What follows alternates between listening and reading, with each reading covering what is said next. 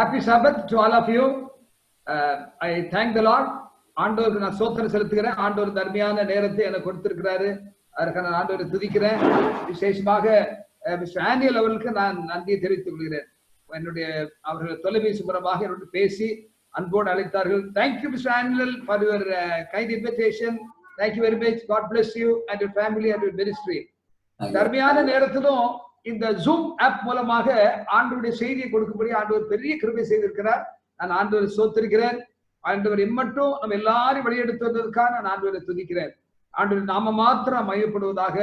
தொடர்ந்து ஆண்டவருடைய கிருபை நம் அனைவரோடு கூட இருக்க வேண்டும் என்று நாம் ஜெபத்தோடு இந்த கூட்டத்திலே கலந்து கொள்வோம். ஆண்டவருடைய பிரசன்னம் இருக்கும்படியாகவும் ஆண்டவருடைய வல்லமை வெளிப்படும்படியாகவும் நாம் ஜெபத்தோடு இந்த கூட்டத்தில் கலந்து கொள்வோம். நம்ம எல்லாரையும் ஆண்டவர் இம்மட்டும் பாதுகாத்திருக்கிறார். இம்மட்டும் வழியெடுத்த இம்மானுவேலனுக்கு நான் சோத்திரம் செலுத்துகிறேன். தொடர்ந்து ஆண்டவருடைய கிருபை நம் அனைவரோடு கூட இருக்க வேண்டும். ஆண்டவர் நம்ம எல்லாரையும் இப்படி செட்டையில மூடிக்கொள்ள வேண்டும். அவர் இரத்த கோட்டையில மறைத்துக் கொள்ள வேண்டும் என்று நாம் ஜெபிக்கிறோம். இவ்வளவோ பெரிய பயங்கரமான உலகத்தில் வாழ்ந்து கொண்டிருக்கிறோம். ஒரு சிக்கலான சூழ்நிலை, உலகம் தத்தளித்துக் கொண்டிருக்கிறது. உலக தலைவர்கள் என்ன செய்வது என்று தெரியாமல் இருக்கிறார்கள். ஆனாலும் ஆண்டவருடைய கரம் நம்மை தாங்கி நடத்துகிறது என்பதை அறிந்திருக்கிறோம். ஏனென்றால் நமக்கு தெரியும் என்னென்ன காரியங்கள் நடக்கும் என்பதை நாம் தீர்க்க தரிசனம் மூலமாக அறிந்திருக்கிறோம். அதனால நாம் பயப்பட வேண்டிய அவசியம் இல்லை. கர்த்தர் நம்மை நடத்துவார் என்ற விசுவாசத்தோடு நாம் காத்திருக்கிறோம். மறுபடியும் உங்கள் அனைவருக்கும் என்னுடைய ஓய்வு நாள் வாழ்த்துக்கள் நான் தெரிவித்துக் கொள்கிறேன். இந்த கூட்டத்தை ஆண்டவர் ஆசீர்வதிப்பார். இந்த விசுவாசத்தோடு நாம் காத்திருப்போம். இந்த நேரத்திலும் நாம் சிந்திக்கும்படியாக ஒரு தலைப்பு எடுத்துக்கொண்டேன். ஆண்டவர் The Spirit and Power of Elijah, எலியாவின் ஆவியும் பலனும் என்ற தலைப்பின் கீழே நாம் சிந்திக்க இருக்கிறோம். எலியாவை குறித்து நாம் படிக்க இருக்கிறோம். The Spirit and Power of Elijah, எலியாவின் ஆவியும் பலமும் அப்படிங்கிறத குறித்து படிக்க இருக்கிறோம். நான் கண்களை மூடி ஒரு நிமிஷம் ஜெபம் செய்வோம். ஆண்டவருடைய ஆவியானவர் அசைவாடும்படியாக நாம் ஜெபம் செய்வோம். அசைவாடும் ஆவியே, தூய்மையின் ஆவியே, இடமசைய உள்ளம் நிரம்ப இறங்கி வாருமே. இடமசைய உள்ளம் நிரம்ப இறங்கி வாருமே. பலனடைய நிரப்பிடுமே பலத்தின் ஆவியே. கனமடைய ஊற்றிடுமே ஞானத்தின் ஆவியே. அசைவாடும் ஆவியே, தூய்மையின் ஆவியே, இடமசைய உள்ளம் நிரம்ப இறங்கி வாருமே. இடமசைய உள்ளம் நிரம்ப இறங்கி வாருமே. எங்களை நேசிக்கிற தாப்பனே, இந்த அருமையான நேரத்திலும் இந்த ஓய்வு நாளில் மத்திய நேரத்திலே பிள்ளைகளை நாங்கள் சமூகத்தில் இருக்கிறோம். ஆண்டவரே, இந்த ஆராதனை ஆசீர்வதி. ஆண்டவரே, மனுஷனுடைய சத்தத்தை அல்ல தேவனுடைய சத்தத்தை கேட்க உதவி செய்யத்தாவே. நீர் பேசும், நாங்கள் கேட்க உதவி செய்ய சுவாமி. எங்களை ஆசீர்வதியும். அசைவாடுதல், ஆவியோட அசைவாடுதல் காணப்பட உதவி செய்யும். இயேசுவின் நாமத்தில் ஜெபிக்கிற அன்புள்ள பரமபிதாவே, ஆமென். The Spirit and the Power of Elijah, எலியாவின் ஆவியும் பலமும் என்ற தலைப்பின் கீழே நாம் சிந்திக்க இருக்கிறோம். எலியா பற்றி பார்க்கும்போது, Elijah the prophet of fire என்று பார்க்கிறோம். ஒரு அக்கினியின் ஒரு தீர்க்கதரிசி என்பதாக நாம் அறிகிறோம். எலிஜா பற்றி சொல்லும்போது a fearless, bold and dauntless reformer, ஒரு தைரியமான ஒரு சீர்திருத்தவாதி என்பதாக பார்க்கிறோம். a rebuker of kings, ராஜாக்களை கூட கடிந்து பேசுகிறவர் என்பதாக பார்க்கிறோம். கடிந்து கொள்கிறவர், a rebuker of kings, a mighty intercessor praying with faith and intensity, ஒரு ஆண்டவரோடு கூட போராடி ஜெபிக்கிற அனுபவம் கொண்ட ஒரு நல்ல தீர்க்கதரிசி என்பதை பார்க்கிறோம். விசுவாசத்தோடும் ஊக்கத்தோடும் அவர் ஜெபிக்கிறவர் என்பதாக நான் அறிகிறோம். A performer of miracles, அதிகமான அவர்கள் அற்புதங்களை செய்கிற ஒரு தீர்க்கதரிசி என்பதாக பார்க்கிறோம். A fearless, bold and dauntless reformer, a rebuker of kings, a mighty intercessor praying with faith and intensity, a performer of miracles. மேலே என்ன பார்க்கிறோம் என்றால் a God inspired prophet, ready to obey and trust. கடவுளுக்கு கீழ்ப்படிந்து அவர் நம்புகிற ஒரு அருமையான தீர்க்கதரிசி என்று பார்க்கிறோம். கடவுளால ஏவப்பட்ட God inspired prophet, ready to obey and trust. A prophet divinely honored, ஆண்டவராலே அவர் கனப்படுத்தப்பட்ட ஒரு தீர்க்கதரிசி என்று பார்க்கிறோம். A prophet divinely honored, a prophet whose end was glorious. அருமையான தீர்க்கதரிசி அவருடைய முடிவு எப்படி இருந்ததுன்னா மகிமையா இருந்தது. நமக்கு எல்லாருக்கும் தெரியும், எலியா அவர் வானத்துக்கு எடுத்துக் கொள்ளப்பட்டார் என்று சுழல் காற்றிலே எடுத்துக் கொள்ளப்பட்டார் என்று பார்க்கிறோம். உயிரோடு பரலோகத்தில் போயிருக்கிறார். A prophet whose end was glorious. அதே சமயத்துல a prophet prone to discouragement. இவ்வளவு வல்லமையான தீர்க்கதரிசியா இருந்தாலும் பார்க்கிறோம் அவருடைய வாழ்க்கையில சோர்வு வந்ததுன்னு பார்க்கிறோம். எலியா தீர்க்கதரிசி ஒரு அருமையான தீர்க்கதரிசி, a prophet of fire என்பதாக நாம் வேதத்துல வாசிக்கிறோம். இந்த எலியாவை குறித்து ஒரு 7 years of Elijah's ministry, எலியாவுடைய ஊழியத்தை குறித்து படிக்கும்போது Elijah experienced a living God. எலியா தீர்க்கதரிசி ஒரு ஜீவனுள்ள தேவனே அவருடைய வாழ்க்கையிலே அவர் வந்து he was experiencing a living God. அனுபவித்தவர், ஜீவனுள்ள தேவனை அனுபவித்தார் என்று பார்க்கிறோம். enjoyed the presence of God. ஆண்டவருடைய பிரசன்னத்தை அவர் மகிழ்ச்சியா இருந்தார். enjoy the presence of God. exercise the word of God. ஆண்டவருடைய வசனத்தை தன்னுடைய வாழ்க்கையில அபியாசித்தார் என்று பார்க்கிறோம். நான்காவதாக employed the power of God. ஆண்டவருடைய வல்லமையை உபயோகப்படுத்தினவர். experienced a living God, enjoyed the presence of God, exercised the word of God and employed the power of God. மாத்திரமல்ல exalted the name of God. ஆண்டவருடைய நாமத்தை உயர்த்தின ஒரு அருமையான தீர்க்கதரிசி என்றுதான் பார்க்கிறோம். exalted the name of God, enlightened the people of God. ஆண்டவருடைய மக்களை அவர் தெளிவூட்டினவர் என்று பார்க்கிறோம். enlightened the people of God and endured all the trials for God. ஆண்டவருக்காக அநேக உபத்திரங்களை சகித்தவர் என்பதாக பார்க்கிறோம். 7 முக்கியமான காரியங்களை நாம் இங்கு பார்த்தோம். Elijah experienced a living God. 7 years. Elijah experienced a living God. Elijah enjoyed the presence of God. Elijah exercised the word of God. And Elijah employed the power of God. And Elijah exalted the name of God. Elijah enlightened the people of God. Elijah endured all the trials for God. ஆண்டவருக்கு வந்து எல்லாவற்றையும் சகித்த ஒரு நல்ல பக்தன் என்பதாக நான் பார்க்கிறோம். தேவனுடைய பிள்ளைகளே, இன்றைக்கு நாம் என்ன பார்க்க போகிறோம் என்றால், இந்த எலியாவினுடைய ஆவியின் பலன் என்றால் என்ன? What is the spirit and the power of Elijah? மல்கியால வாசிக்கிற மல்கியா 4வது அதிகாரம் 5வது 6வது வசனங்கள்ல மலாக்கி சாப்டர் 4 verses 5 and 6, இதோ கர்த்தருடைய பெரிதும் பயங்கரமான நாள் வருவதற்கு முன்பே நான் உங்களுக்கு எலியா தீர்க்கதரிசி அனுப்புவேன். இது ஆண்டவருடைய ஒரு வாக்குத்தத்தம். நான் வந்து பூமியை சங்காரத்தால் அழிக்காதபடிக்கு அவன் பிதாக்களுடைய இருதயத்தை பிள்ளைகளிடத்திற்கும் பிள்ளையுடைய இருதயத்தை பிதாக்கள் இருதயத்திற்கும் திருப்புவான் என்று பார்க்கிறோம். கடைசி நாட்கள்ல ஆண்டவர் ஒரு வாக்குத்தத்தம் பண்ணி இருக்கிறார். நான் ஒரு எலியாவை அனுப்புவேன் என்று அவர் வாக்குத்தத்தம் பண்ணி இருக்கிறத பார்க்கிறோம். இந்த எலியாவை குறித்து தான் நாம் இன்னைக்கு படிக்க போகிறோம். பழைய எலியாவும் இந்த புதிய எலியாவுக்கும் உள்ள ஒரு நெருங்கிய தொடர்பை குறித்து படிக்கிறோம்.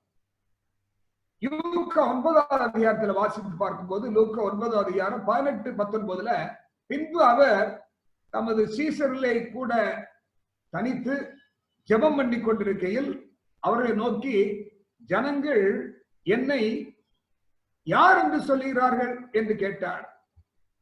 அதற்கு அவர்கள், சிலர் உம்மை யோவான் ஸ்நானன் என்றும் சிலர் உண்மை எலியா என்றும் வேறு சிலர் பூர்வ காலத்தில் தீர்க்கதரிசியில் ஒருவர் உயிர்த்தெழுந்தார் என்றும் சொல்லுகிறார்கள் என்றார்கள். லூக்கா ஆண்டவர் கேட்கிறாரு சீசனத்துல, என்ன பற்றி மக்கள் என்ன சொல்றாங்கன்னு சொல்லும்போது சீசன் பதில் சொல்றதை பார்க்கிறோம். லூக்கா 1வது அதிகாரம் 16-17 சேர்த்து படிக்கலாமா? Look chapter 1 and verses 16 and 17 வாசிக்கிறோம்.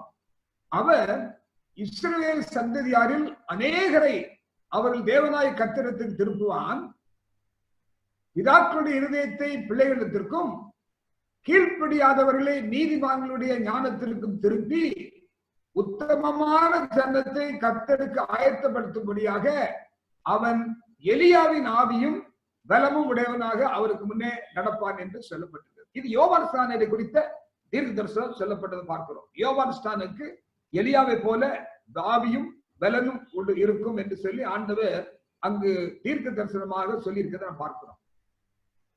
எனக்கு அருமையான ஆண்டவருடைய பிள்ளைகளே, எலியாவின் ஆவி, எலியாவின் பலன் என்று பார்க்கும்போது இது முதல்ல யாருக்கு கிடைச்சது அப்படின்னா எலிசாவுக்கு கிடைச்சது. 2 ராஜாக்கள் 2வது அதிகாரம் 15வது வசனத்துல வாசிக்கிறோம்.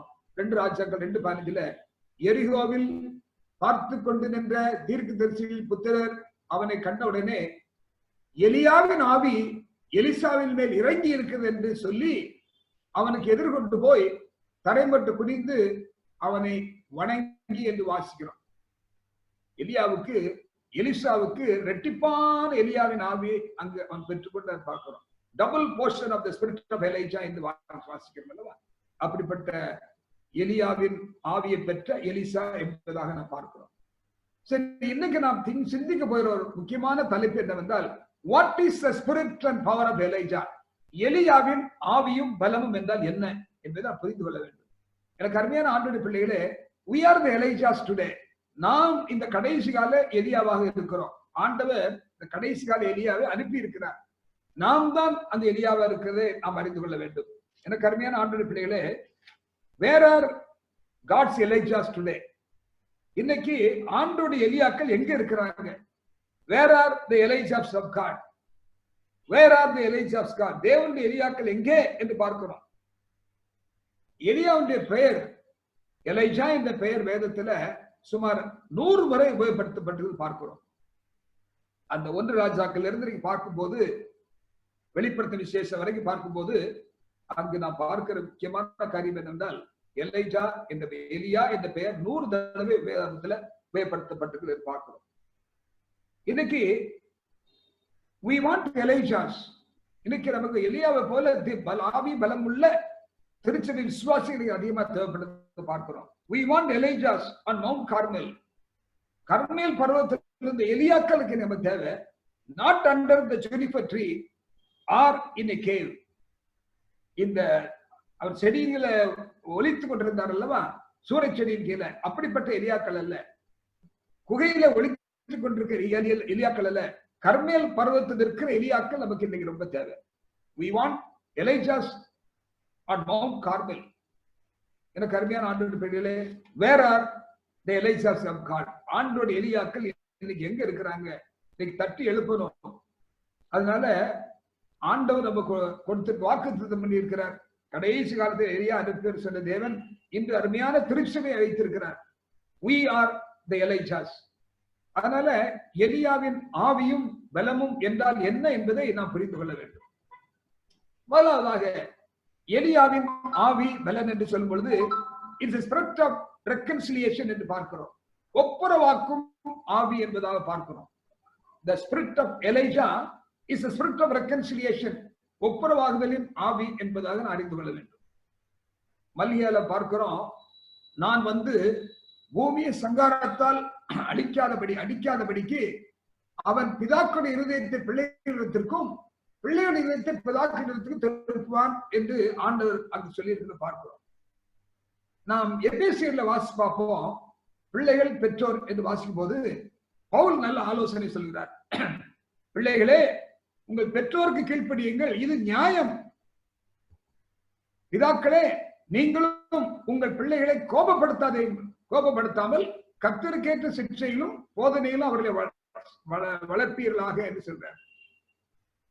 பிள்ளைகள் இருதயத்தை பிதாக்களிடத்திற்கும் பிதாக்கள் இருதயத்தை பிள்ளைகளிடத்துக்கு திருப்புவான் என்று பார்க்கிறோம். என்ன அர்த்தம்?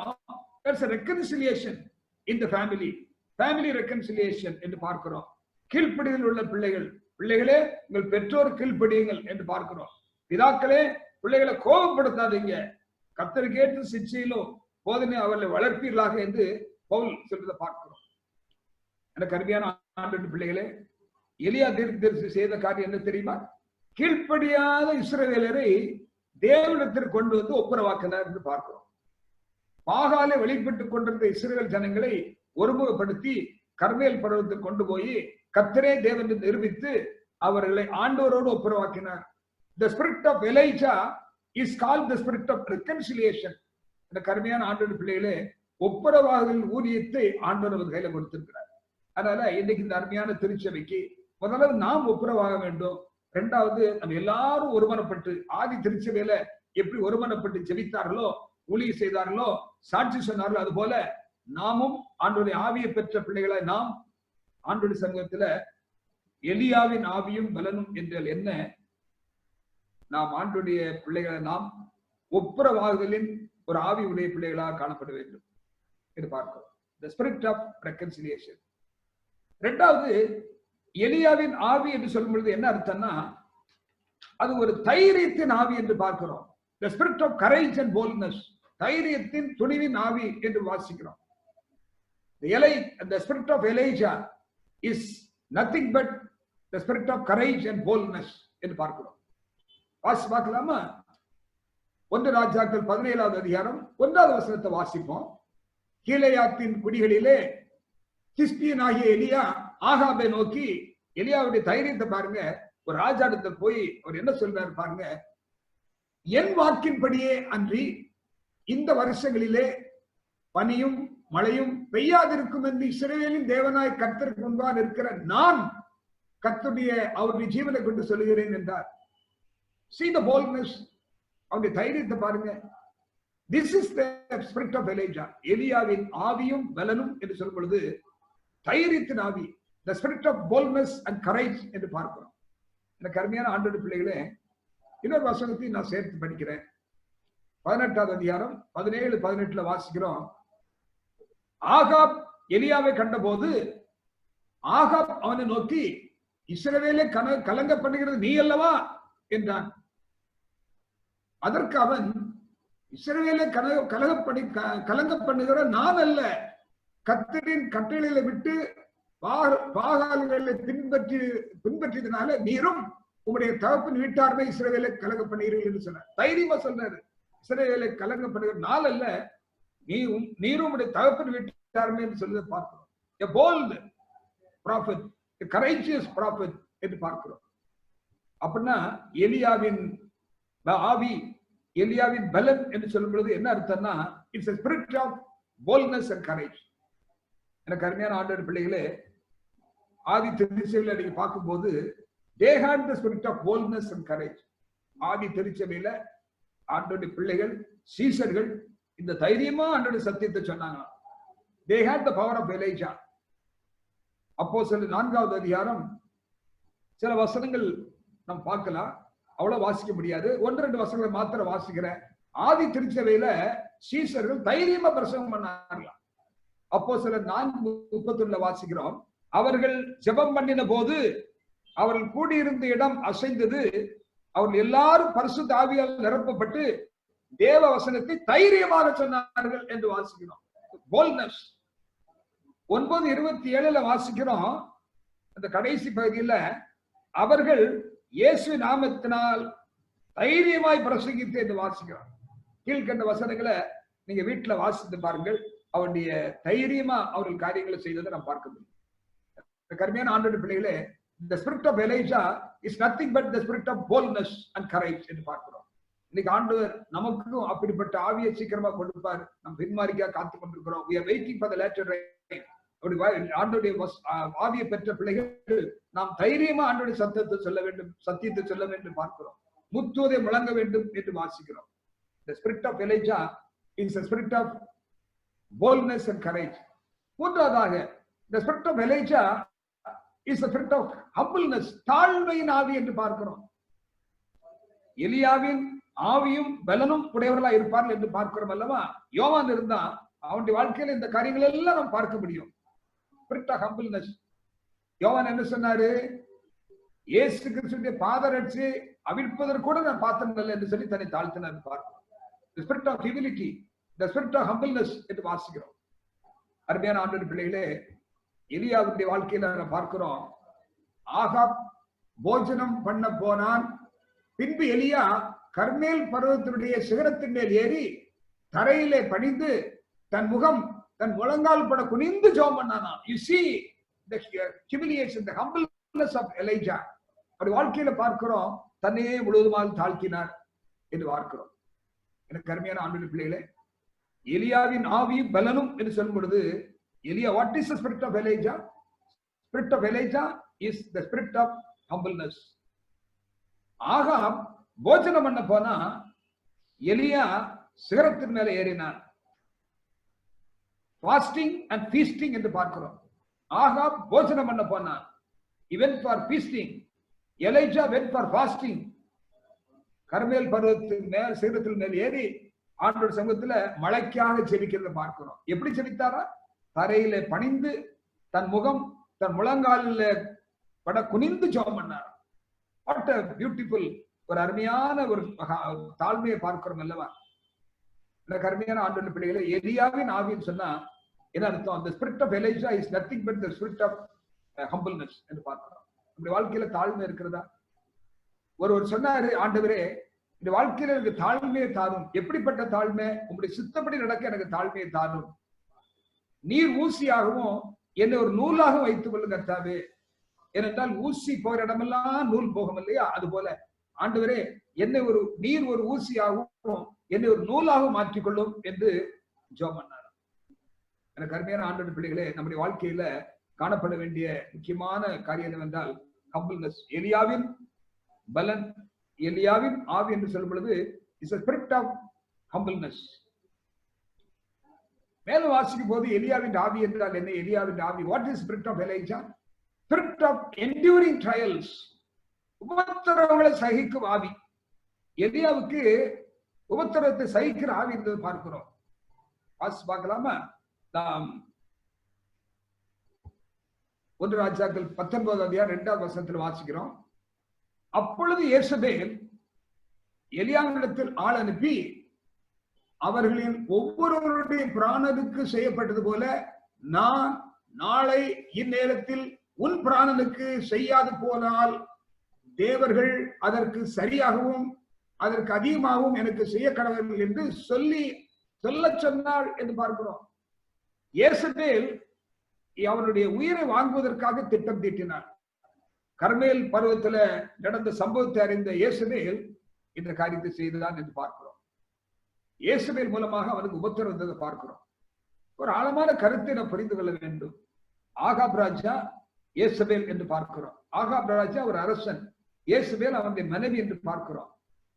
இந்த இதுல நம்ம பார்க்கும் போது இப்ப நம்முடைய கடைசி காலத்துல உள்ள ஒரு சத்தியத்தை நாம் புரிந்து கொள்ள வேண்டும். இப்பொழுது உலகத்துல எல்லாம் நம்ம அறிந்து கொள்கிறோம். நாம் தீர்க்க தரிசனத்தை அறிந்து கொள்கிறோம். வெளிப்படுத்த விசேஷம் 11வது அதிகாரத்துல நமக்கு சொல்லப்பட்டது போல அரசாங்கமோ மதமோ அல்லது சபையும் இணைந்து செயல்படும் என்று பார்க்கிறோம். இதற்கு ஒரு முன் உதாரணம் தான் ஆகாபும் யேசபேல் என்று பார்க்கிறோம். ஆகாப் என்பது அரசாங்கம், யேசபேல் ஸ்திரீ என்று சொல்றோம் அல்லவா? கடைசி காலத்துல சபையை குறிக்கிறது. ஸ்திரீ என்றால் சபை. இந்த எலியாவுக்கு ஆகாப் மூலமாக யேசபேல் மூலமாக உபத்திரம் வந்ததுன்னு பார்க்கிறோம். அப்படிப்பட்ட எலியா என்ன செய்தார் என்றால் உபத்திரவத்தை சகித்தார் என்று பார்க்கிறோம். என்டியூரிங் த ட்ரையல்ஸ். எனக்கு அருமையான ஆண்டவருடைய பிள்ளைகளே, எலியாவின் ஆவி என்றால் என்ன அர்த்தம்? The spirit of Elijah is the spirit of enduring trials. நமக்கு ஒரு இக்கட்டு காலம் இருக்கிறது, நாம் நல்லா அறிந்திருக்கிறோம். இந்த லாஸ்ட் டேஸ் ஈவென்ட்ஸ், கடைசி கால சம்பவங்களை படிக்கும் போது நமக்கு ஒரு 3 விதமான இக்கட்டு காலம் இருக்குது பார்க்கிறோம். இந்த கடைசி எலியாவுக்கு, the last Elijah, உயர்ந்த எலிஜாஸ். நம்முடைய திருச்சபை, நாம் ஒரு எலியாவின் ஆவியை பெற்ற திருச்சபை என்றுதான் பார்க்கிறோம். எலியாவின் ஆவியும் எலியாவின் பலனும் கொண்ட திருச்சபை என்று பார்க்கிறோம். இப்படிப்பட்ட திருச்சபைக்கு உபத்திரம் வரப்போகிறது. 3 உபத்திரங்களை நாம் பார்க்கிறோம். The early time of trouble, the great time of trouble, and the Jacob time of trouble. ஆரம்ப உபத்திர காலம், இரண்டாவதாக மகா உபத்திர காலம், மூணாவதாக யாக்கோபின் இக்கட்டு காலம் என்று பார்க்கிறோம். இப்ப நம்ம உலகமே கலங்கி கொண்டிருக்கிறது இல்லையா? ஒரு பயங்கரமான உலகத்தில் இருக்கிறோம். கொரோனாவை யாரும் கட்டுப்படுத்த முடியல, என்ன மருந்துகளும் கண்டுபிடிக்க முடியல. எத்தனையோ பிரயாசங்கள் இருக்கிறார்கள். உலக தலைவர்கள் இதை கட்டுப்படுத்துவதற்காக பல முயற்சிகள் இருக்கிறார்கள். உலகம் பீதி அடைந்து இருக்கிறது. உலக தலைவர்களுக்கு என்ன செய்யணும் தெரியல. வாட் இஸ் நெக்ஸ்ட், இனி என்ன நடக்கும் என்பது நமக்கு தெரியாது.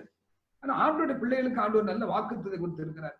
என்ன சொல்லி இருக்கிறார்? சீக்கிரமாக இந்த ஆரம்ப உபத்திர காலம் வரும். இந்த ஏர்லி டைம் ஆஃப் ட்ரபிள், இந்த ஏர்லி டைம் ஆஃப் ட்ரபிள் வரும்போது சபை புடைக்கப்படும், சபை ஒழுக்கப்படும். Shaking and shifting will take place. Persecution causes shaking. உபத்திரமும் சபையை ஒழுக்கும். நம்முடைய விசுவாசம் சோதிக்கப்படும், விசுவாசம் சோதிக்கப்படும். விசுவாசம் நிலைத்திருப்போம் என்றால் ஆண்டுடைய பிள்ளைகள் நமக்கு ஆண்டுடைய ஜீவனுடைய தேவனுடைய முத்திரையை பெற்றுக் கொள்ள பார்க்கிறோம். ஏர்லி டைம் ஆஃப் ட்ரபிள் எப்போ வரும் உபத்திரமோ? when the Sunday law is enforced, இந்த ஞாயிறு ஆசரிப்பு சட்டம் அமலாக்கப்படும் பொழுது ஆண்டோட பிள்ளைகளுக்கு உபத்திரம் வரும். இப்ப நம்ம அநேக செய்திகளை நம்ம பார்த்து கொண்டிருக்கிறோம். நம்முடைய கண் முன்னால அநேக காரியங்களை நிறைவேறி கொண்டிருக்கிறது பார்த்து கொண்டிருக்கிறோம். எப்படி ஞாயிறு ஆசரிப்பு சட்டம் வருகிறது, climatic change, environmental pollution, global warming, இவைகளெல்லாம் வைத்து என்ன செய்யறாங்க? நமக்கு ஒரு ஓய்வு தேவை, அது ஞாயிற்றுக்கிழமை ஓய்வா இருக்கணும், ஞாயிற்றுக்கிழமையை நாம் பரிசுத்தமாக வைக்க வேண்டும் என்று உலகம் எங்கும் கத்தோலிக்க திருச்சபையினுடைய போதனையின் விளைவாக அந்த காரியங்கள் நடைபெற்று வருவதை பார்க்கிறோம். சீக்கிரமாக பெர்சிக்யூஷன் வில் ஸ்டார்ட், உபத்திரம் வரும் என்றுதான் பார்க்கிறோம். இரண்டாவது இக்கட்டு காலம் என்னவென்றால் the great time of trouble. அது மிருகத்தின் முத்திரை தரித்த பிள்ளைகளுக்கு great time of trouble, 7 வாதை ஊற்றப்படுகிற காலம் என்று பார்க்கிறோம்.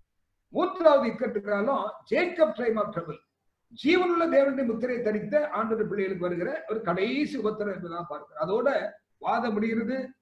ஆண்டவருடைய வருகைக்கு அடுத்து நாம் ஆயத்தமா இருப்போம்.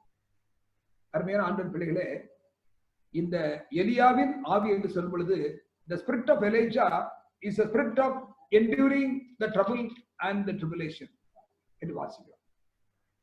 இன்னைக்கு நம்ம அப்படி ஆயத்தமா இருக்கிறோமா? Are we ready for the early time of trouble? இந்த குறுகிய கால அல்லது ஷார்ட் டைம் ஆஃப் ட்ரபிள், இந்த வரப்போகிற இந்த ஆரம்ப உபத்திர காலத்தில் ஆயத்தமா இருக்கிறோம் சிந்தித்து பார்ப்போம். நமக்கு அந்த எலியாவின் ஆவி இருக்கிறதா? will endure the trouble, என்ன வந்தாலும் ஆண்டவருக்கு சாட்சியா இருக்க முடியுமா? Where are the Elijahs of God? இன்னைக்கு ஆண்டவருடைய எலியாக்கள் எங்க இருக்கிறாங்க? ஆண்டவர் தேடி கொண்டிருக்கிறார். இந்த சபையில யார்? God is not waiting for a committee. God will never set up a committee. God will raise a band. ஆண்டவர் எப்பொழுதும் ஒரு மனுஷன் தான் தேர்ந்தெடுப்பாரு. அன்னைக்கு கிதியோனை தான் ஆண்டவர் பார்த்தாரு. கிதியோனே, பராக்கிரமசாலியே, உனக்கு இருக்க பலத்தோடு போயிட்டு சொல்லி அனுப்பினாரு. கிதியோன்ல நாம் பார்க்கிறோம் இல்லையா? எனக்கு அருமையான ஆண்டவர் பிள்ளைகளே, நம்மையும் ஆண்டவர் தெரிந்தெடுத்துக்கிறார். இந்த திருச்சபையில நாம் எப்படி இருக்கிறோம்? ஆண்டவர் உண்மையா இருக்கிறோமா? இந்த உபத்திரம் வரும்போது அது சந்திக்க ஆயத்தமா இருக்கிறோமா? The spirit of Elijah is nothing but the spirit of enduring the trials.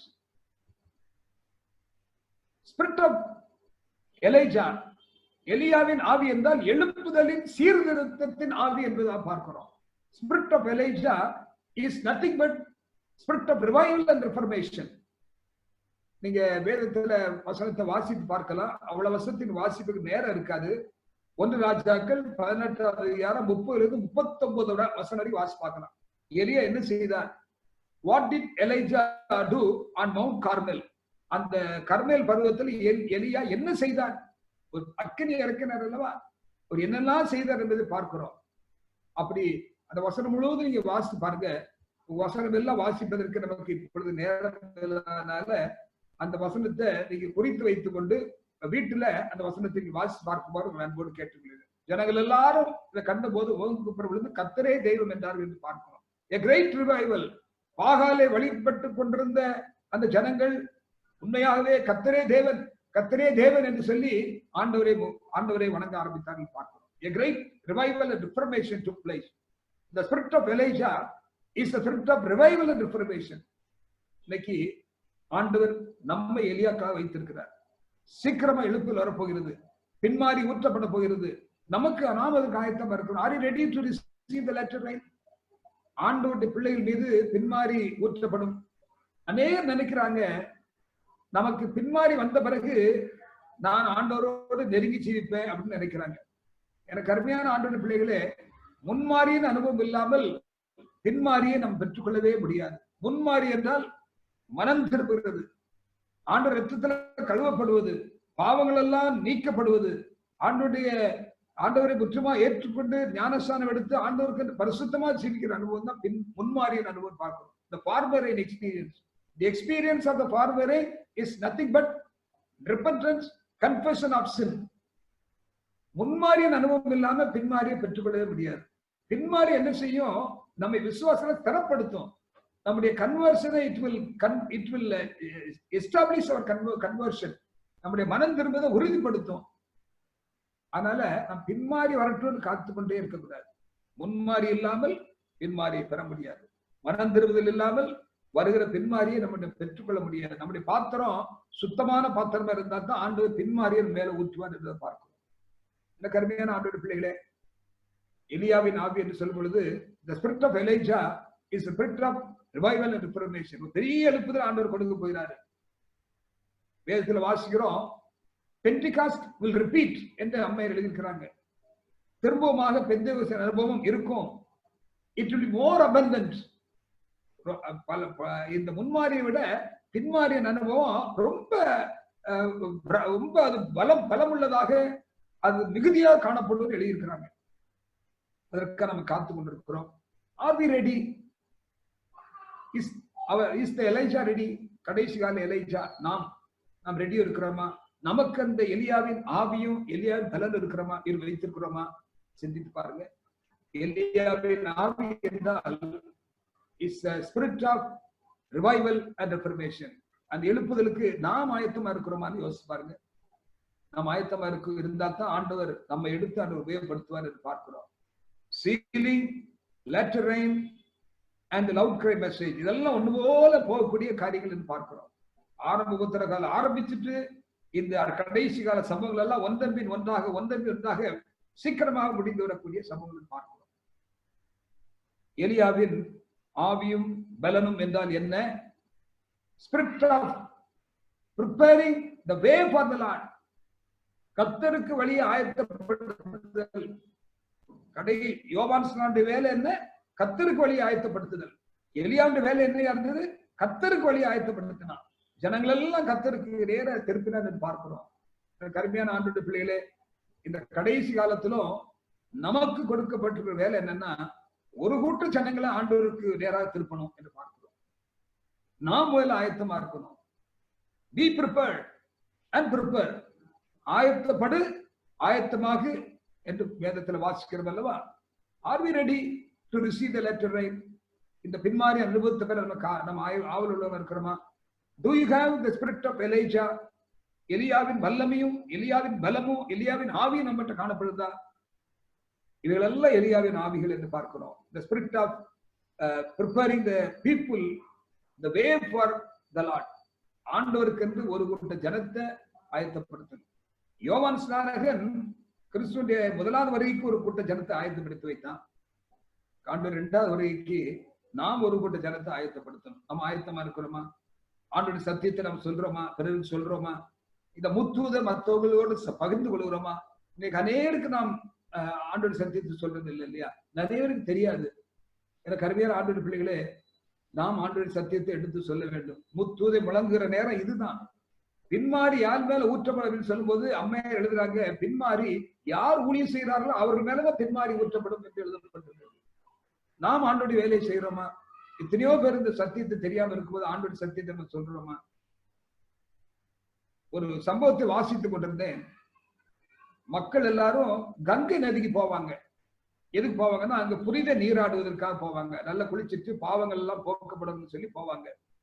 ஒரு தடவை சில ஆண்டோடைய பிள்ளைகள் கையில சில டிராக்ஸ் எடுத்துட்டு அங்க போயிருந்தாங்க. கங்கை நதி பக்கம் போயிருந்தாங்க. அங்கு அநேகர் குளித்துக் கொண்டிருந்தாங்க. அவர்கள் கையில எல்லாம் இதை கொடுத்தாங்க.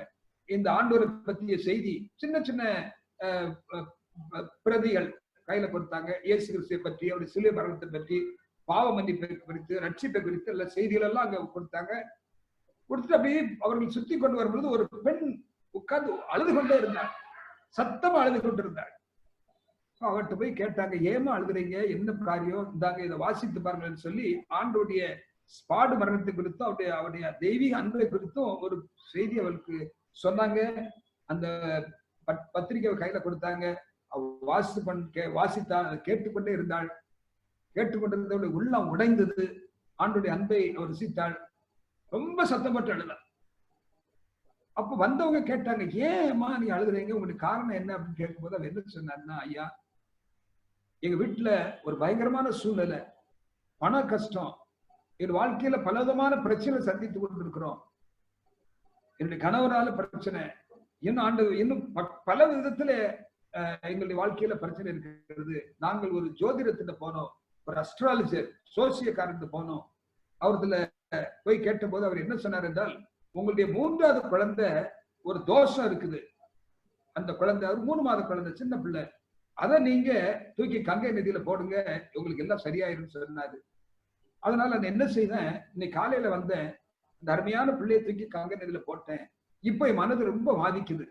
ஐயோ என் அருமையான நான் பெத்த பிள்ளைய நான் கங்கை நதியில போட்டுட்டேனே, ஐயோ அந்த பிள்ளை உயிருக்கு நான் அல்லவா உத்தரவாதம் என்று சொல்லி ரொம்ப அழுத. தவறாம செய்துட்டேன் ஐயோ, நீங்கள் ஒரு அரை மணி நேரம் முன்னால வந்திருந்தா நான் அந்த காரியத்தை செய்திருக்க மாட்டேனே, எனக்கு இதை பத்தி தெரியாம போச்சு, என் பிள்ளைய இழந்துட்டேனே என்று சொல்லி ரொம்ப வருத்தப்பட்டாலாம். ஒரு அரை மணி நேரம் முன்னால வந்திருக்க கூடாதா, ஒரு அரை மணி நேரம் முன்னால வந்துருக்க கூடாதுன்னு சொல்லி ரொம்ப வருத்தப்பட்டு அழுதாலும். எனக்கு அருமையான ஆண்டவர் பிள்ளைகளே, இன்னைக்கு எத்தனையோ பேர் உலகத்துல இவ்விதமான சூழ்நிலை போய் கொண்டிருக்கிறார்கள். ஆண்டவர் அறியாமல் இருக்கிற ஜனங்கள் வேற, மாத்திரமே இந்த கடைசி கால சத்தியத்தை அறியாத ஜனங்கள் வேற இருக்கிறாங்க. கிறிஸ்துவ அல்லாத கல்லறைக்குள் அவர் போய் கொண்டிருக்கிறாங்க. நம்ம என்ன செய்து கொண்டிருக்கிறோம்? எலியாவின் ஆவியை பெற்ற நாம் ஒரு எழுப்புதலுக்கு காரணமா இருக்கிறோமா? ஆண்டவர் வருகைக்கு நாம் ஒரு ஜனங்களை ஆயத்தப்படுத்துறோமா? சிந்தித்து பார்ப்போம்.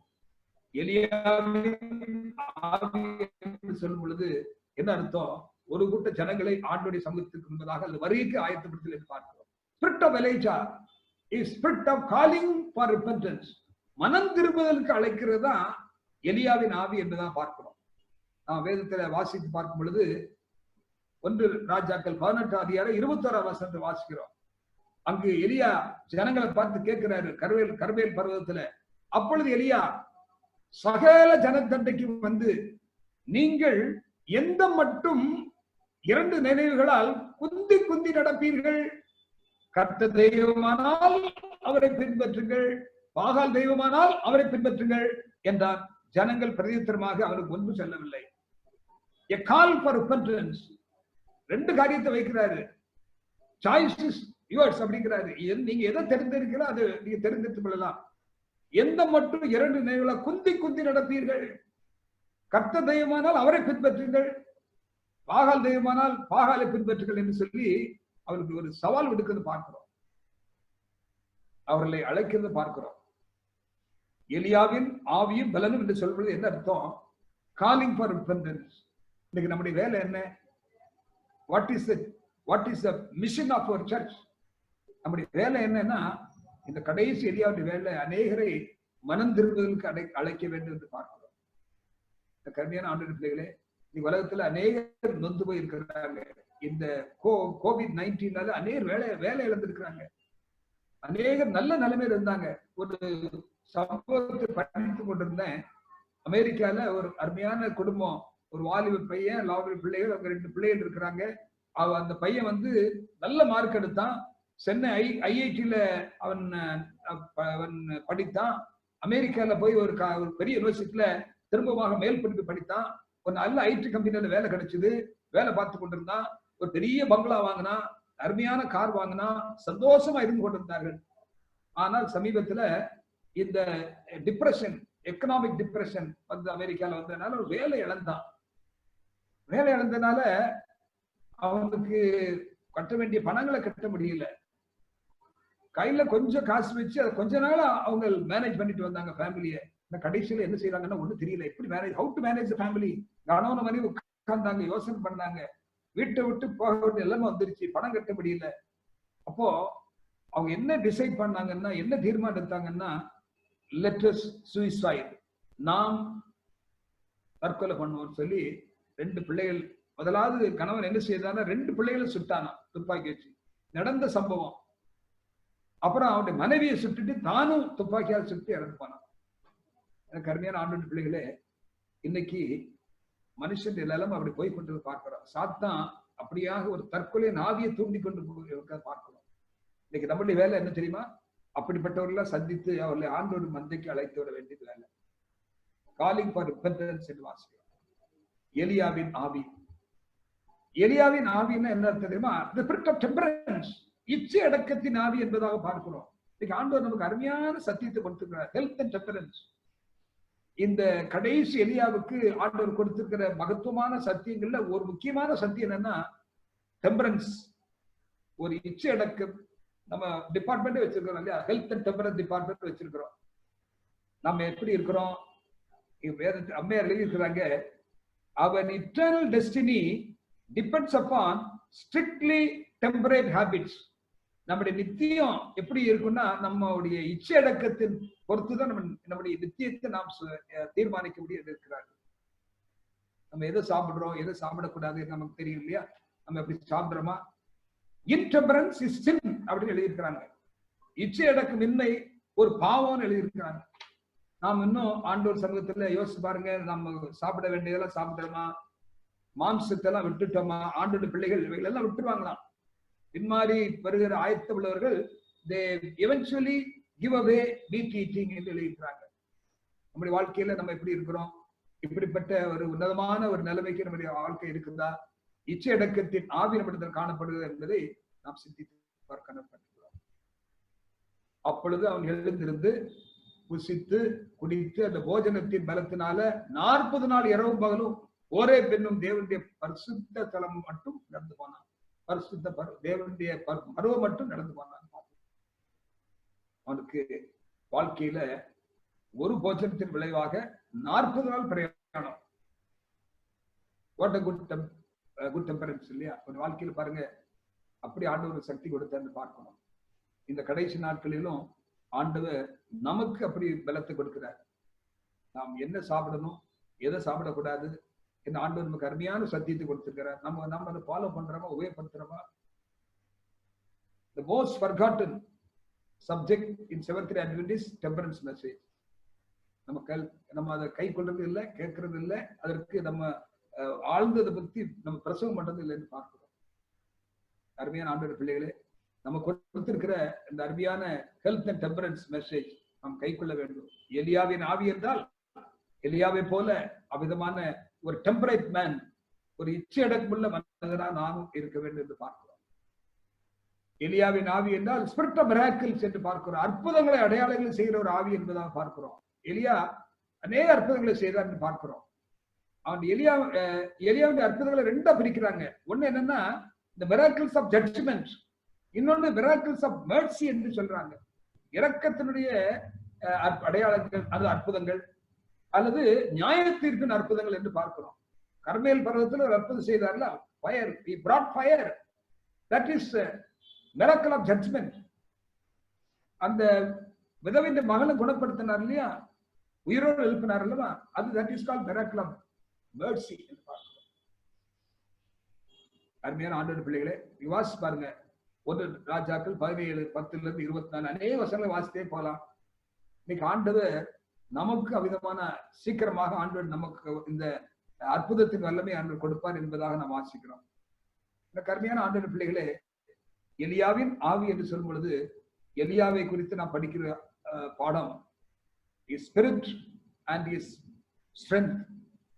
நம்முடைய வாழ்க்கையில எப்படியெல்லாம் இருக்குது என்பதை நாம் படித்துக் கொண்டு வருகிறோம். அடுத்ததாக எலியாவின் ஆவி, அவன் பலன் என்று சொல்வது spirit of Elijah is nothing but the spirit of intercession and prayer. வேண்டுதலின் ஜெபத்தின் ஆவி என்பதாக பார்க்கிறோம். எலியாவை குறித்து நான் படிக்கும் போது he was a man of prayer. 1 ராஜாக்கள் 18ஆம் அதிகாரம் 36-37 வாசிக்கிறோம். அந்தி பலி செலுத்தும் நேரத்திலே தீர்க்கதரிசியா எலியா வந்து ஆபிரகாமுக்கும் ஈசாக்குக்கும் யாக்கோபுக்கும் தேவனாய கர்த்தாவே, இஸ்ரவேலிலே நீர் தேவன் என்றும் நான் உம்முடைய ஊழியக்காரன் என்றும் நான் இந்த காரியங்கள் எல்லாம் உம்முடைய வார்த்தையின்படியே செய்தேன் என்றும் இன்றைக்கு விளங்க பண்ணும். கர்த்தாவே, நீர் தேவனாய கர்த்தர் என்றும் தேவரீர் தங்கள் இருதயத்தை மறுபடியும் திருப்பினீர் என்றும் இந்த ஜனங்கள் அறியும்படிக்கு என்னை கேட்டறலும் என்று சொல்லி ஜெபம் பண்ணார். அருமையான ஜெபம். A man of prayer, earnest prayer என்று பார்க்கிறோம். எலியா பற்றி அப்படி ஜெபத்தை குறித்து யாக்கோபு சொல்றாரு. பார்க்கலாமா? யாக்கோபு 5வது அதிகாரம் 17-18 வாசிக்கிறோம். எலியா என்பவர் நம்மை போல பாடுள்ள மனுஷனாய் இருந்தும் மழை பெய்யாதபடிக்கு கருத்தாய் ஜெபம் பண்ணான். அப்பொழுது 3 வருஷமும் 6 மாதமும் பூமியின் மேல் மழை பெய்யல அப்படின்னு வாசிக்கிறோம். திரும்ப அந்த அடுத்த வருஷம் வாசிப்பாக்க மறுபடியும் ஜெபம் பண்ணா அப்பொழுது வானம் மழையை பொழிந்தது, பூமி தன் பலனை தந்தது வாசிக்கிறோம். எலியா எப்படி ஜெபம் பண்ணாரா? கருத்தாக ஜெபம் பண்ணார் என்று பார்க்கிறோம். ஒரு பக்தர் சொல்றாரு, Elijah wanted fire but he choked the sacrifice with water. God loves such holy boldness in our prayers. எலியா என்ன செய்தா? அக்கினி வரணும்னு விரும்பினான். ஆனால் அக்கினி வர விரும்பிய இந்த எலியா அங்குள்ள காளையின் மேல, பலி செலுத்தப்பட்ட காளையின் மேல, விறகின் மேல, பலிபீடத்து மேல தண்ணி ஊத்தினான். Elijah wanted fire but he choked the sacrifice with water. God loved such holy boldness in our prayer. இன்றைக்கு நம்முடைய வாழ்க்கையில் அப்படிதான் எதிர்பார்க்கிறாரா?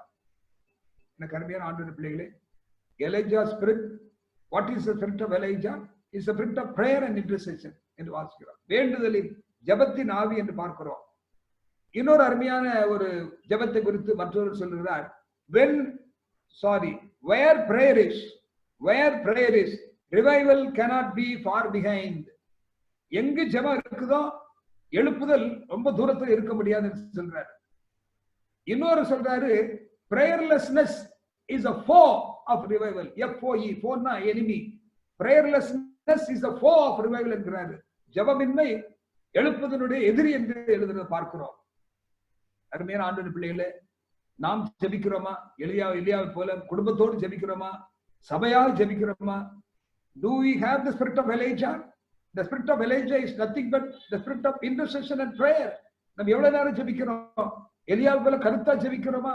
மற்றவர்களுக்காக ஜெபிக்கிறோமா? ஒருவர் ஜெபம் பண்ணாரு.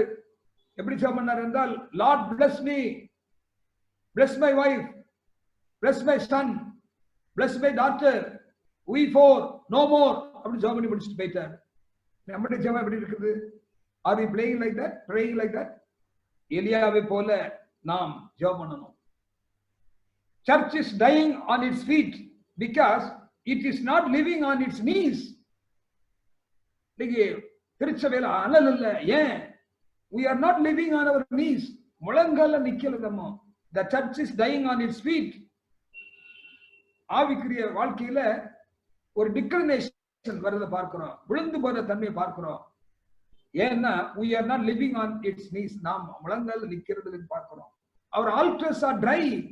நம்முடைய பீடங்கள் எல்லாம் காய்ந்து போய் இருக்கிறது. என்ன அர்த்தம்? We are not shedding tears. எப்பொழுது எலியாவின் ஆவின்னு என்ன அர்த்தம் தெரியுமா? It's a spirit of intercession and prayer. நம்ம கண்ணீரோடு ஆண்டவர் பாதத்துல ஜெபிக்கிற அனுபவத்தை பார்க்கிறோம். எனக்கு அருமையான ஆண்டவர் பிள்ளைகளே, நாம் ஆண்டவர் பிள்ளைகளை நாம் ஜெபிக்கிறோமா? Where prayer is, revival cannot be far behind. ஞாபகத்துல வச்சுக்காங்க. ஜெபம் எங்க இருக்குதோ அங்கு நம்முடைய எழுப்புதல் பின்னாக ஆக முடியாது என்று பார்க்கிறோம். அதனால நம்ம ஜெபிக்க பழகிக் கொள்ள வேண்டும். What is the need today? Spirit-filled, hell-shaking, world-breaking power is the need of the church. எலியாவின் வல்லமைனா என்ன அர்த்தம்? Spirit-filled, ஆவியில நிறைந்த, hell-shaking, நரகத்தை அசைக்கிற, world-breaking power, உலகத்தை உடைக்கிற தேவைதான் இன்னைக்கு திருச்சபையின் சேவை. அதுக்கு என்ன அர்த்தம்? We should pray. நம்முடைய ஜெபம் எலியாவின் ஜெபத்தை போல கருத்தாக ஜெபம் பண்ண வேண்டும் என்று வாசிக்கிறோம். For the sin hungry age, we need prayer hungry church. பாவத்தின் மேல் ஆசை கொண்டிருக்கிற உலகத்துக்கு இன்னைக்கு தேவை என்ன தெரியுமா? ஜெபத்தின் மேல் வாஞ்சையா இருக்கிற திருச்சபை சேர்த்து. For the sin hungry age, we need prayer hungry church என்று பார்க்கிறோம். இந்த கருமையான ஆண்டவருடைய பிள்ளைகளே, எலியாவுடைய வாழ்க்கையில நம்ம அநேக காரியங்களை நாம் படித்தோம். எலியாவுடைய வாழ்க்கையில அவருடைய வாழ்க்கையில அவர் எப்படிப்பட்ட ஒரு வல்லமை உடையவராக காணப்பட்டார் என்று பார்த்தோம். கடைசி கால திருச்சபை எப்படி இருக்குன்னா, the spirit and the power of Elijah, எலியாவின் ஆவியும் எலியாவின் பலமும் கொண்ட பிள்ளைகளாக இருக்கும் அப்படின்னு பார்க்கிறோம். நம்ம அப்படி இருக்கிறோமா என்று யோசிச்சு பாருங்க. இன்னைக்கு சீக்கிரமாக நம் பின்மாறி ஊற்றப்பட போகிறது.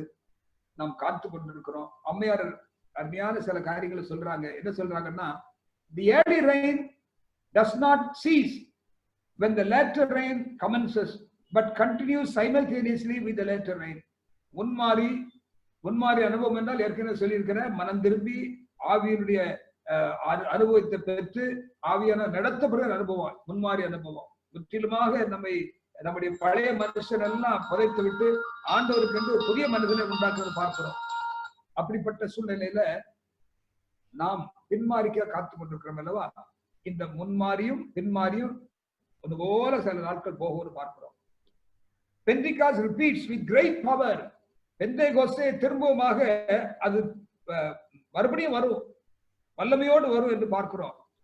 While early rain resulted in conversion, victory over sin, fruitful witnessing in the life of Christians, the latter rain makes permanent the conversion, victory over sin, and gives power for continual powerful witnessing.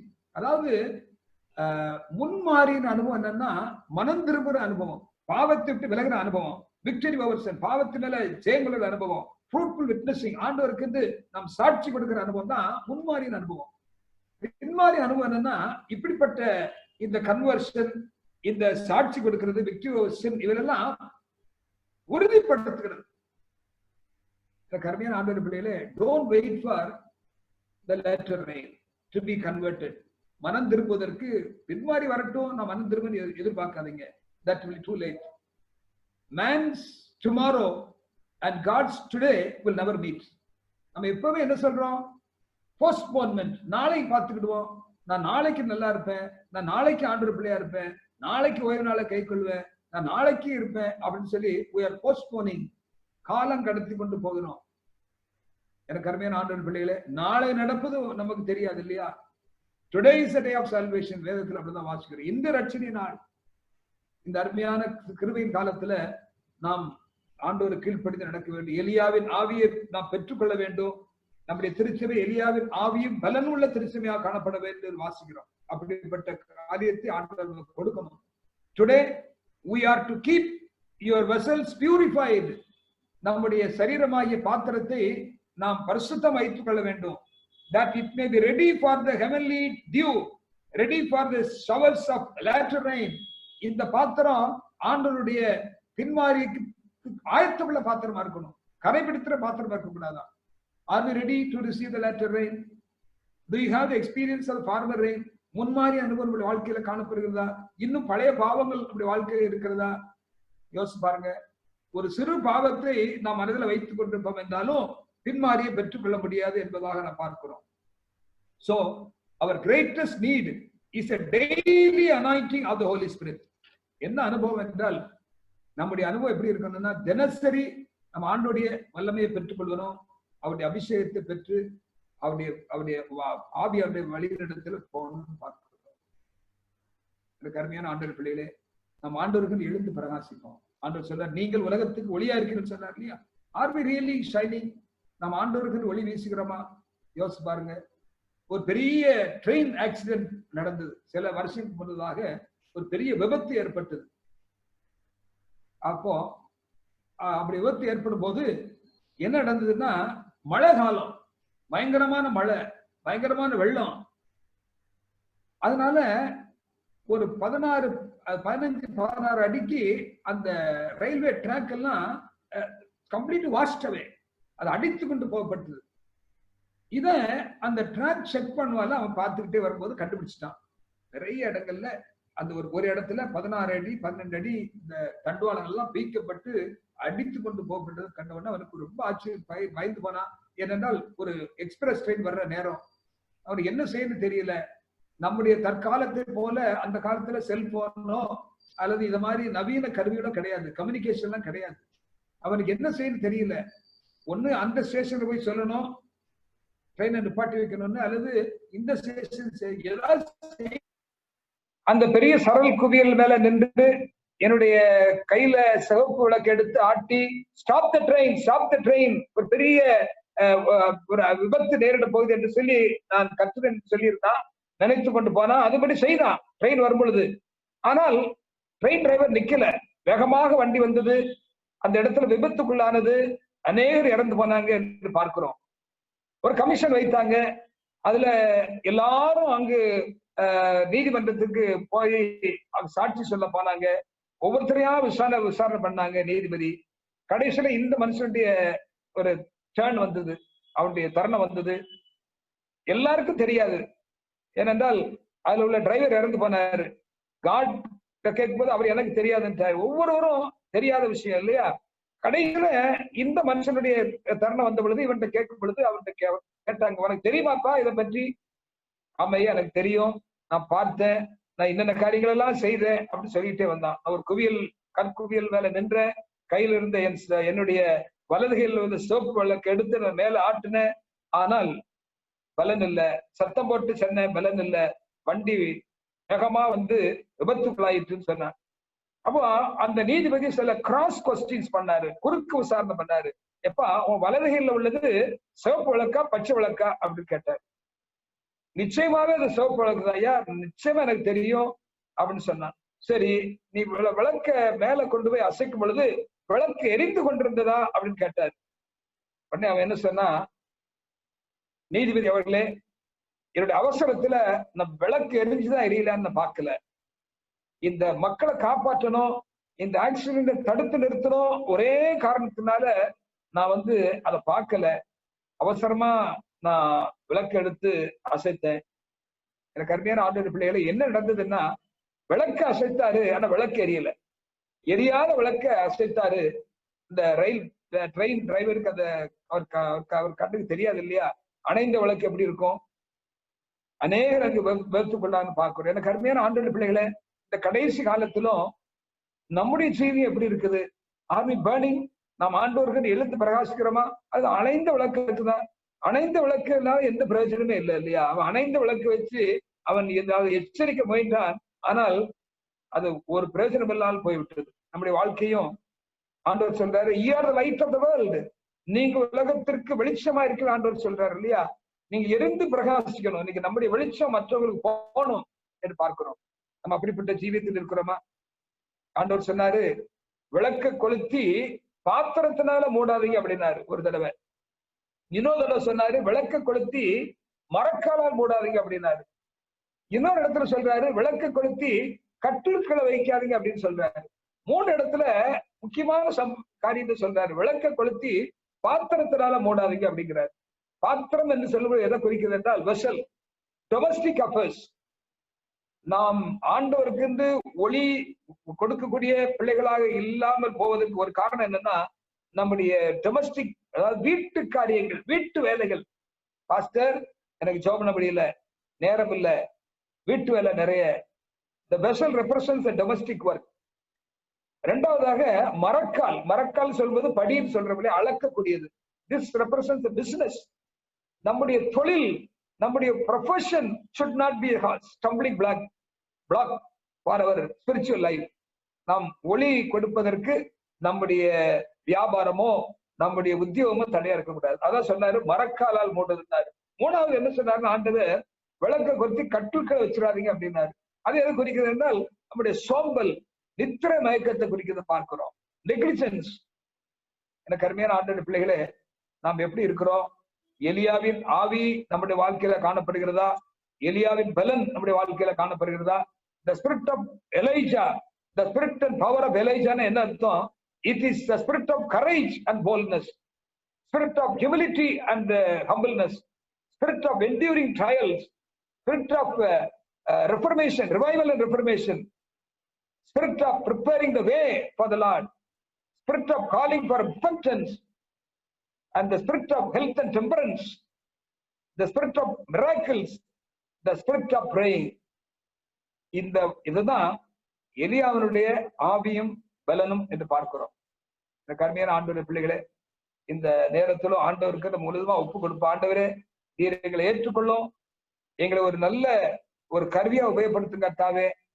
we empty ourselves, எங்களை வெறுமையாக்கி தர்றோம், இந்த பாத்திரத்தை வெறுமையாக்கி தர்றோம். fill me with the Holy Spirit, உடைய ஆவியினால் நிரப்பும் என்று சொல்லி ஆண்டவர் ஜெபம் பண்ணுவோமா? ஆண்டவர் சமூகத்துல கெஞ்சி கேட்போம். முன்மாறிய அனுபவத்தை நாம் முழுவதுமாக பெற்றுக்கொள்வோம். மனம் திரும்பவே அனுபவம் வாழ்க்கையில காணப்பட வேண்டும். நம்முடைய பழைய சுவாபங்கள் எல்லாம் மாறணும். கோபங்கள், வைராக்கியங்கள், சண்டைகள் எல்லாம் போய் நாம் புது சிருஷ்டியாக ஆண்டவருக்கு வரும்போது ஆண்டவர் நமக்கு ஏற்ற காலத்திலே பின்மாறி அனுப்புவார் என்பதாக பார்க்கிறோம். நம்முடைய பாத்திரங்கள் ஆயத்தமா இருக்கிறதா? Are we ready to receive the latter rain?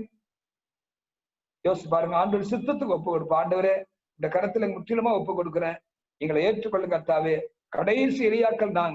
Where are the Elijahs of God? இன்னைக்கு ஆண்டவர் கேள்வி கேட்கிறாரு, Where are the Elijahs of God? ஆண்டோடைய எலியாக்கள் எங்கே? நம்ம தான் ஆண்டோடைய எலியாக்கள்.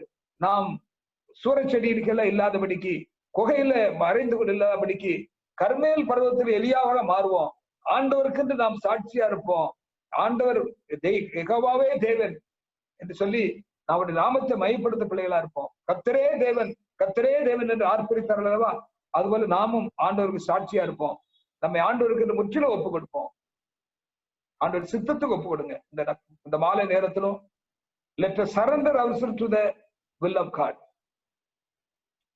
ஆண்டவரே, நான் என்ன செய்ய சித்தமா இருக்கிறீர், நீர் சொல்லும் அடியேன் கேட்கிறேன், நீர் சொல்லும் அடியேன் கேட்கிறேன். ஆண்டவரே, நான் என்ன செய்ய சித்தமாய் இருக்கிறீர், நீர் சொல்லும் அடியேன் கேட்கிறேன், நீர் சொல்லும் அடியேன் கேட்கிறேன். உமது சித்தம் செய்திடுவேன், உம்மையே நித்தம் சார்ந்திருப்பேன். உமது சித்தம் செய்திடுவேன், உம்மையே நித்தம் சார்ந்திருப்பேன். இந்த உலகின் வாழ்வை மறப்பேன், இந்த உலகின் வாழ்வை மறப்பேன், என்றும் உன்னத வாழ்வை நாடுவேன்.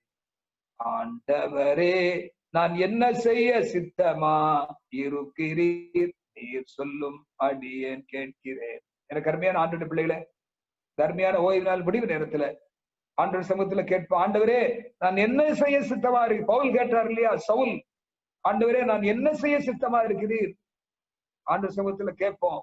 நீர் சொல்லும் அடியேன் கேட்கிறேன். சாமுவேலை போல பதில் சொல்லுவார், நீர் சொல்லும் அடியேன் கேட்கிறேன். கவலை கண்ணீர் வியாதியிலும் கலங்காமல் உம்மில் நிலைத்திருப்பேன். கவலை கண்ணீர் வியாதியிலும் கலங்காமல் உம்மில் நிலைத்திருப்பேன். என் இமைகள் மூடும் வரையில், என் இமைகள் மூடும் வரையில் இறைவாய் உமக்காய் உழைப்பேன். ஆண்டவரே, நான் என்ன செய்ய சித்தமா இருக்கிறீர், நீர் சொல்லும் அடியேன் கேட்கிறேன், நீர் சொல்லும் அடியேன் கேட்கிறேன். என்னை முற்றும் உமக்களிப்பேன், என்றும் உம்மை மகிமை செய்வேன். என்னை முற்றும் உமக்களிப்பேன், என்றும் உம்மை மகிமை செய்வேன். என் உடலும் உயிரும் உமக்கே, என் உடலும் உயிரும் உமக்கே தந்து உலகில் சாட்சி பகர்ந்தேன். அருமையான ஆண்டவருடைய பிள்ளைகளே, ஆண்டவருக்கு முற்றிலும் ஒப்பு கொடுப்போம். ஆண்டவரே, நான் என்ன செய்ய சித்தமா இருக்கிறீர், நீர் சொல்லும் அடியேன் கேட்கிறேன், நீர் சொல்லும் அடியேன் கேட்கிறேன். இந்த கருமையான ஆண்டவருடைய பிள்ளைகளே, எலியாவை போல ஆவியில பலனுள்ள பிள்ளைகளாக நான் ஜீவிப்போம், எழுந்து பிரகாசிப்போம். அழிந்து கொண்ட ஆத்மாக்களுக்கு இந்த சுவிசேஷ ஒளியை கொடுப்போம், முத்துவதை முழங்குவோம். கர்த்தர்கள் அனைவரையும் ஆசீர்வதிப்பாராக. ஆமென்.